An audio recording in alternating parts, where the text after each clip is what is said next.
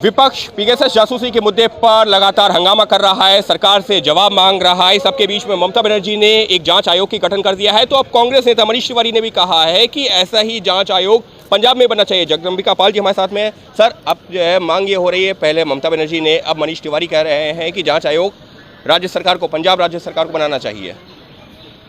तो मुझे लगता है कि कोई मुद्दा उनके पास है नहीं। आज पेगासस के मामले में भारत की पार्लियामेंट में आईटी मिनिस्टर ने साफ तौर से कैटेगरिकली कह दिया था कि इस तरह का सरकार से कोई लेना देना नहीं, कोई इस तरह की जासूसी नहीं। वो पटाक्षेप हो गया। लेकिन आज सदन लगातार दूसरा सप्ताह वॉश आउट हो रहा है।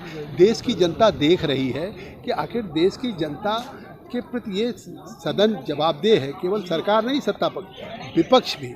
और आज देश के तमाम सवाल जुड़े हुए हैं। उन सवालों पे सरकार चर्चा करने के लिए तैयार है। इस पे भी अगर आप नियमों पे दें, लेकिन आप ट्रैक्टर पे बैठ के राहुल गांधी आते हैं सदन में। अगर वो कल चाहे अपने दल को, सदन को बाधित करने के बजाय अगर वो किसानों पे चर्चा करना चाहें, महंगाई पे करना चाहें, किसी सवाल पे करना चाहें, स्पीकर साहब तैयार हैं, पार्लियामेंट्री अफेयर्स तैयार है।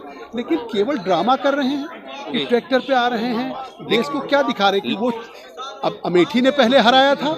निश्चित तौर से अगर यही ड्रामा राहुल करते रहे तो अगली बार केरला भी हरा देगा। लेकिन सर, पेगासस एक ऐसा मुद्दा है जिस पर संपूर्ण विपक्ष एकजुट नजर आ रहा है। लोकसभा की कार्रवाई हो, राज्यसभा की कार्रवाई हो, इसी के चलते जो है हंगामे की भेंट चढ़ रही है। और अब आप इस मूव को कैसे देखते हैं कि अलग अलग राज्य सरकारें अब चर्चा ये कर रही हैं कि हमको इस पर इंक्वायरी बैठानी चाहिए? ममता बनर्जी ने ऑलरेडी बैठा दी है। देखिए, ये तो एक ममता ने अपनी न्यूज बना दी। आखिर पेगासस में एक इशू उठा और जब आईटी मिनिस्टर ने पूरा स्टेटमेंट दिया, अगर उसमें कोई सवाल है, कोई संदेह, तो सदन में आप सप्लीमेंट्री पूछ लेते। अगर कहीं कोई तथ्य है उस पर आप जांच करा सकते हैं। अगर कोई जासूसी के कोई हैं जिसको कह रहे हैं संपूर्ण विपक्ष मुद्दा बना रहा है, तो कोर्ट में चले जाइए उस तथ्य को लेकर के। इससे साफ है कि कोई तथ्य नहीं है पेगासस में कि जांच में कोई बात सरकार ने जो कहा है वही है। लेकिन सदन को बाधित करना है, सदन को नहीं चलने देना। इसलिए चाहे पेगासस हो, चाहे कांग्रेस, आप बताइए, कम से कम कोई member of parliament Rahul Gandhi कहेंगे कि तीनों कानून रद्द हो? वो तो वही कर रहे हैं जैसे मनमोहन सिंह का खुद कानून अपनी सरकार का बनाया हुआ फाड़ दिया। लेकिन सर, हम सिर्फ पेगासस मुद्दे पर अगर बात करें तो विपक्ष के रहे एक अब मांग ये भी है कि इस मामले को ज्वाइंट पार्लियामेंट्री कमेटी जेपीसी के पास भेजना चाहिए। सवाल ही नहीं उठता है।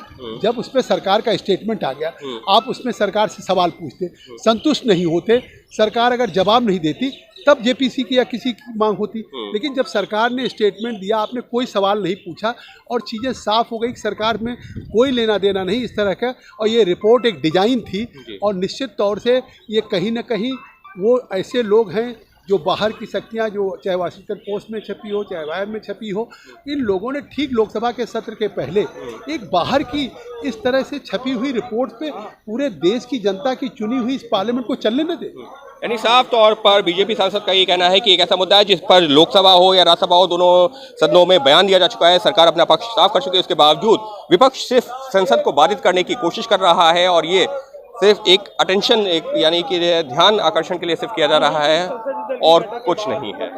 शिवसेना सांसद संजय राउत ने एक बार फिर से प्रधानमंत्री पद को लेकर के कहा है कि अगर जरूरत पड़ी तो उद्धव ठाकरे भी ये जिम्मेदारी संभालने को तैयार है। हमारे साथ मौजूद हैं बीजेपी सांसद जगदम्बिका पाल जी।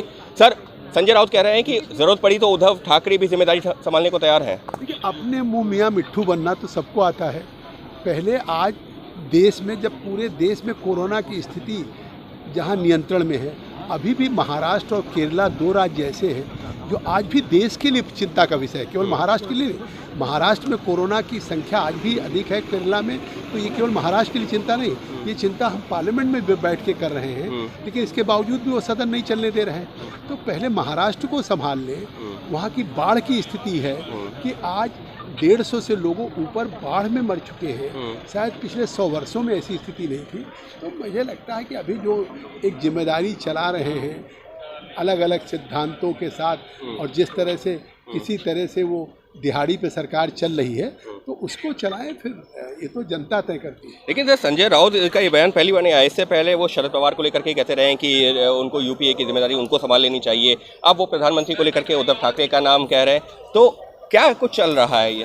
भाई, तो कोई उद्धव ठाकरे का कह रहा है, कोई अखिलेश यादव को कहता है, कोई ममता बनर्जी को कहता है। कोई मायावती को कोई कहता है, कोई शरद पवार को कहता है। तो एक अनार 100 बीमार। पहले तय करें ना कि देश में मतलब आज अपने अपने रीजन में भी, अपने अपने प्रदेश में भी उनकी क्या स्थिति है। तो पहले प्रदेश में अपनी स्थिति और अस्तित्व को देखें, तब देश की बात करें। पहले प्रदेश में अपनी स्थिति और अस्तित्व को देखें, उसके बाद करें देश की बात, क्योंकि जितनी पार्टियां वो सभी अपने अपने नेताओं को इस पद के लिए दावेदार बता रही हैं। तो विपक्ष पहले एकजुट तो हो जाए इस मुद्दे पर, उसके बाद में बाकी चर्चा की जाएगी।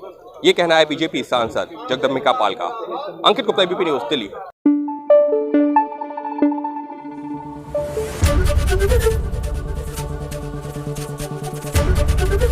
एबीपी न्यूज़ आपको रखे आगे।